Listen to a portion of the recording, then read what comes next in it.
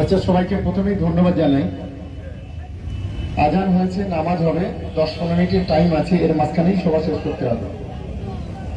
আজকে সভার সভাপতি আমাদের সুমন ছোট ভাই, মঞ্চে উপস্থিত আমাদের খয়রুল, মহসিন ভাই, রহিম ভাই, কাশিফুল, আমাদের মমিনুল ভাই, মিজানুল ভাই, আলিনুর থেকে শুরু করে একজার নেতৃত্ব, আমাদের কোলেরহাট পিএর সমস্ত নেতৃত্ব, মমিন থেকে শুরু করে কোলেরহাট অনেকেই আছেন।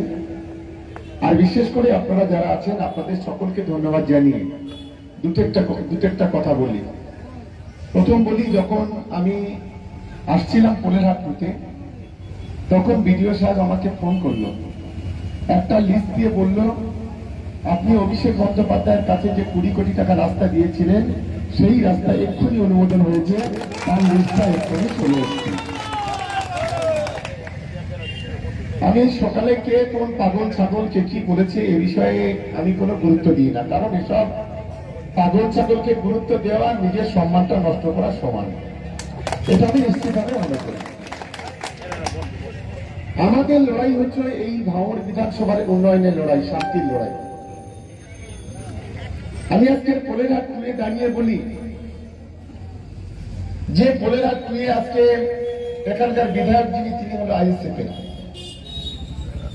এখানকার পঞ্চায়েতটাও আছে আইএসএফ এর, জমিকটি আইএসএফ যৌথভাবে। আমার প্রশ্ন হচ্ছে একটা, গত 5 বছর হয়ে গেল আইএসএফ এই এলাকার তার বিধায়ক কোনো উন্নয়ন করতে পারে না।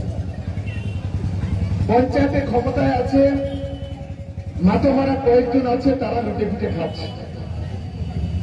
এটাই হচ্ছে কোলেরহাটের অবস্থা। কোলেরহাটে একটা রাস্তা করতে গেলে তৃণমূল কংগ্রেসকে রাস্তা করতে হয়। এই যে 20 কোটি টাকার যে রাস্তা, তার মধ্যে 5খানা রাস্তা কোলেরহাট টুয়ে আছে, আমাদের নেতৃত্বরা দিয়েছে। আজকে শুধু একটা বিষয় বলবো, মাথায় টুপি দিয়ে ভণ্ডামি করে মিথ্যে কথা বলে আর কেউ করে আইএসএফ এর দালালি করে ভাঙড় তৃণমূল কংগ্রেসকে রোখা যাবে না, এটা তাদেরকে মনে রাখা উচিত। আর আমরা কারোর বাপের দয়ায় শওকত মোল্লা এখানে দায়িত্বে আসেনি, শওকত মোল্লা দায়িত্বে এসছে অভিষেক বন্দ্যোপাধ্যায়, মমতা বন্দ্যোপাধ্যায়ের নেতৃত্বে। এটা মনে রাখবে, এটা মনে রাখতে হবে। কোন পাগল কোন ছাগল কি বলল আমাদের গুরুত্ব দেওয়ার কোনো প্রশ্নই এখানে নেই। আমরা রাস্তাতে গেলে কিছু কুকুর ঘেউ করে, কি করব? আমরা কি কুকুরের পায়ে কামড়াবো? কামড়াবার দরকার নেই।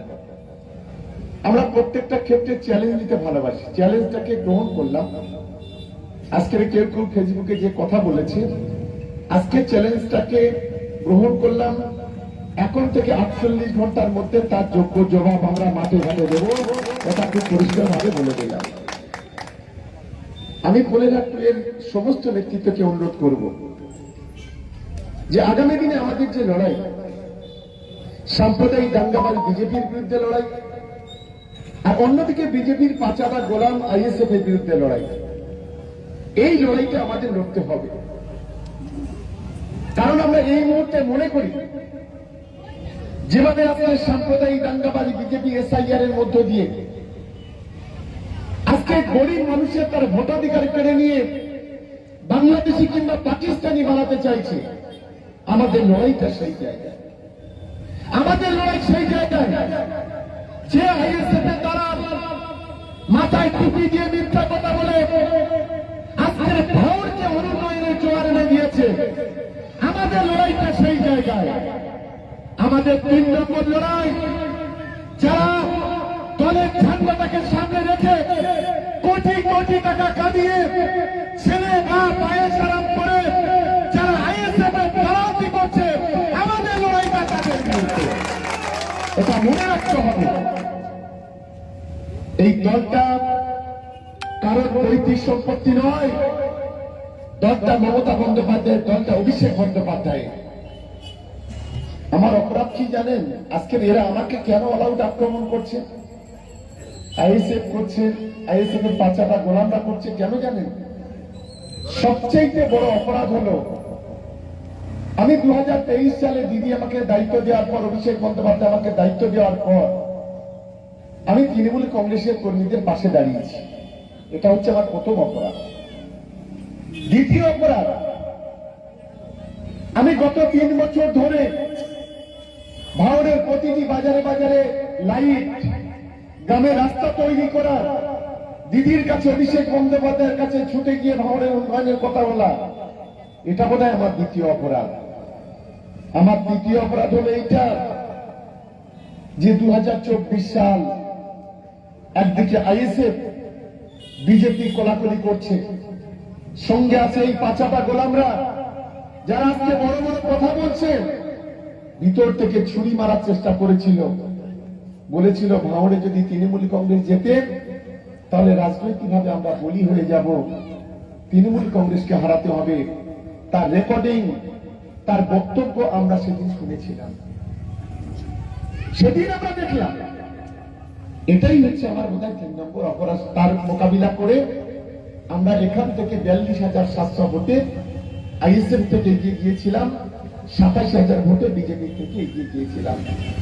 এটাই ছিল বোধহয় আমার সবচেয়ে বড় অপরাধ। আর আমার শেষ অপরাধ যেটা মনে হচ্ছে, লুটে ফুটে খেতে পাচ্ছে না, তোলাবাজি করতে পারছে না।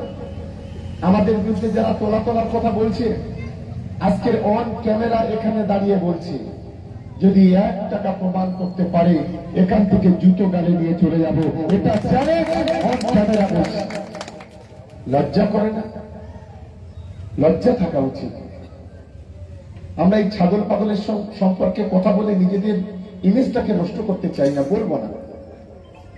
আমি আমার সকল তৃণমূল কংগ্রেসের কর্মীদের বলবো, 48 ঘন্টার মধ্যে আমাদের মিটিং কাটাতলায়, কাটাডাঙাতে, অনলি ফর ভাঙড় বিধানসভা তৃণমূল কংগ্রেস। বাইরে থেকে একটা পাঁচে পর্যন্ত ওখানে আসবে না।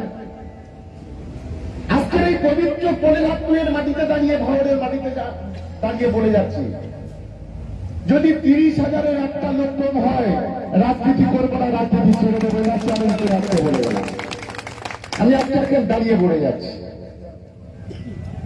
আমরা অনেক সভা করেছি। আমি ভাঙড় তৃণমূল কংগ্রেসকে ধন্যবাদ জানাই। আজকের গোটা ভাঙড় পরিবার এখানে বসে আছে। আমাদের সঙ্গে যারা থাকে তারা নাকি প্রমোটিং করে, আমাদের সঙ্গে যারা থাকে তারা নাকি বাঁদর। তা দেখবেন যেন কোনদিন বাঁদরের কাজ কি আসানো কামড়ানো, কোন দিন যেন আপনাদের কামড়ে দেয় না, এটা কিন্তু মনে রাখবেন। দয়া করে অনুরোধ করছি, পাথরে কামড়াতে যাবেন না, দাঁতটা ভাঙবে, এটা মনে রাখা উচিত।